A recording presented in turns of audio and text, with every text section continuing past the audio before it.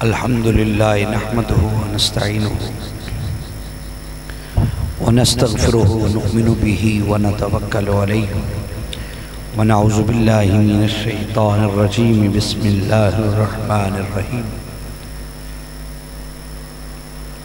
ما کان محمد ابا احد من رجالکم ولكن رسول اللہ وخاتم النبیین وَكَانَ اللَّهُ بِكُلِّ شَيْءٍ عَلِيمًا صدق اللہ العظیم قال النبی صلی اللہ علیہ وسلم انا خاتم النبیین لا نبی بعدی وفی مقامہ قال النبی صلی اللہ علیہ وسلم كنت اول النبیین فی الخلق وآخرهم فی البعث صدق رسولہ النبی الکریم ونحن على ذلك من الشاہدین والشاکرین والحمد للہ رب العالمین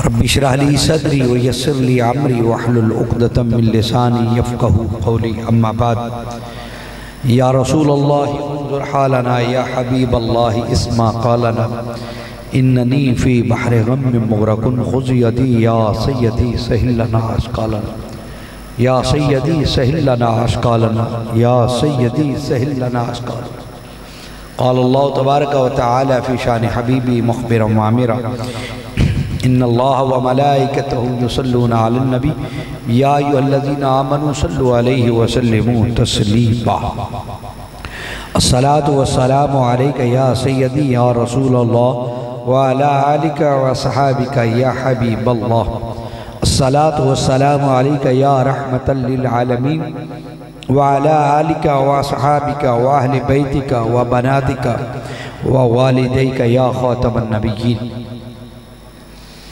ہزار بار بشو امدہن بمشک غلاب ہنوز نام تو گفتن کمال بے ادبیس نغمہ کجا و من کجا ساز سخن بہان عیس سوئے قطار می کشم ناقائب زمام را لکھتا ہوں خون دل سے یہ الفاظ احمری بعد از رسول ہاشمی کوئی نبی نہیں کوئی نبی نہیں کوئی نبی نہیں اپنا تو یہ عقیدہ ہے بس صدق و یقین اپنا تو یہ عقیدہ ہے بس صدق و یقین بعد از رسول ہاشمی کوئی نبی نہیں کوئی نبی نہیں مل کے بولیے بعد از رسول ہاشمی سارے مل کے بولیے بعد از رسول ہاشمی بعد از رسول ہاشمی کوئی نبی نہیں کوئی نبی نہیں کیوں کہ اسلم یہ واقعہ ہے کہ ذات خدا کے بعد اسلم یہ واقعہ ہے کہ ذات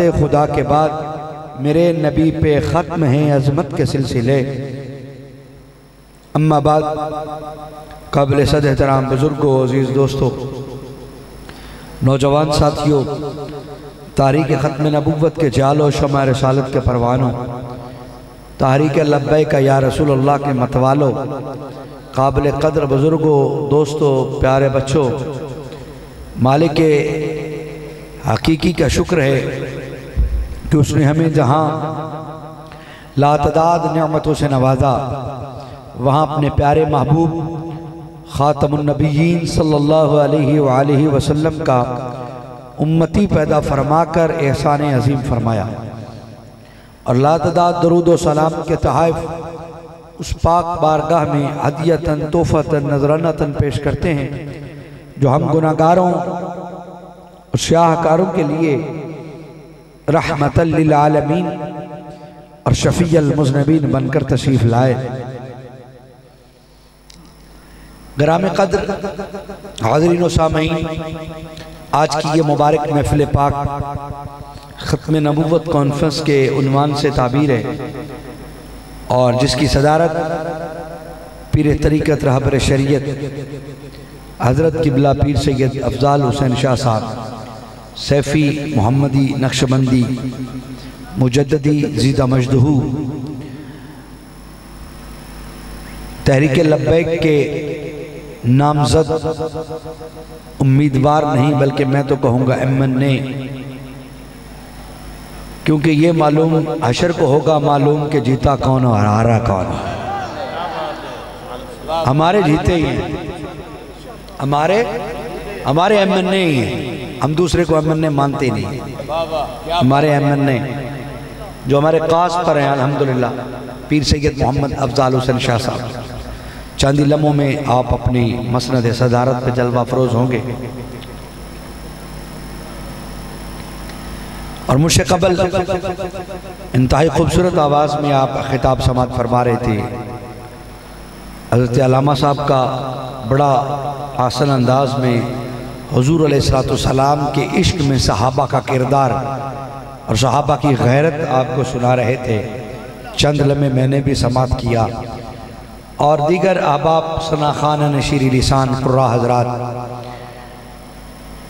میں بھی اپنے وقت پر جو مجھے حکم ملا چند باتیں عرض کروں گا۔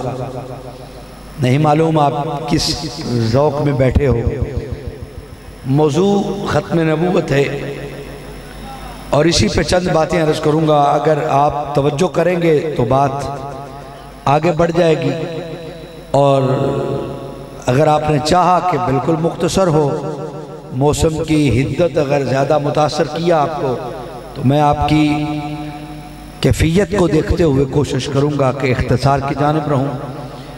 بہرکیف جو بھی میرے مالک حقیقی نے توفیق عطا فرمائی آپ تک پیغام حق پہنچانے کی، وہ عرض کر دوں گا۔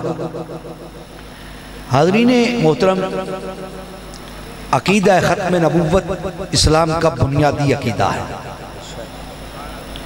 بنیادی بات چھوٹے بچے سے شروع کر رہا ہوں۔ عقیدہ ختم نبوت اسلام کا بنیادی عقیدہ ہے۔ جس طرح اسلام کا بنیادی عقیدہ توحید ہے، اسی طرح بنیادی عقیدہ عقیدہ ختم نبوت ہے۔ عقیدہ توحید پر ایمان مکمل نہ ہو تو بندہ مسلمان نہیں، اسی طرح عقیدہ ختم نبوت پہ ایمان مکمل نہ ہو تو بندہ مسلمان۔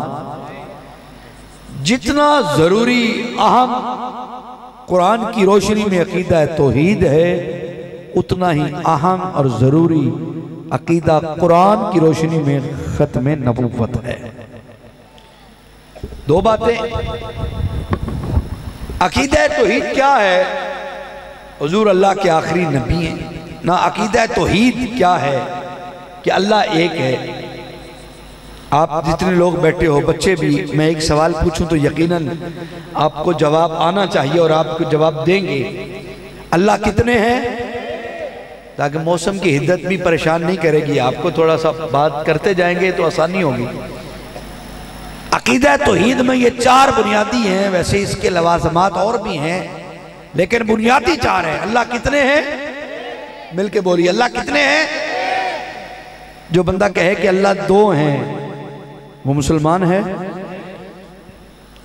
اللہ کا کوئی باپ ہے؟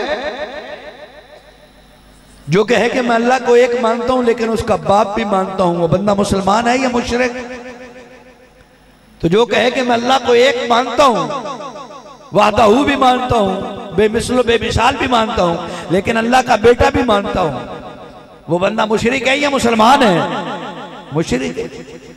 تو توحید کے بنیادی لوازمات میں چار، اللہ ایک ہے، اس کا کوئی باپ نہیں، کوئی بیٹا نہیں، کوئی ہمسر نہیں۔